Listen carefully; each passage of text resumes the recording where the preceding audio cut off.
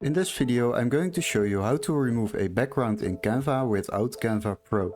So what we need to do is basically open a new design. We will create a new design. So select it, then choose a design format you would like to use. Let's say we would like to create a YouTube thumbnail. Then you will open this blank canvas.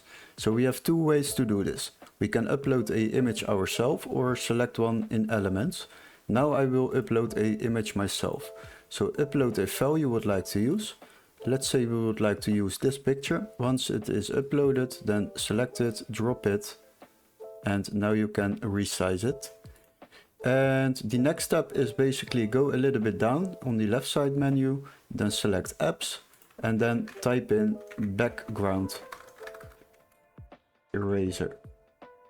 And once you have done that, click on it, and now you can upload your picture. So select the picture and then click on remove background.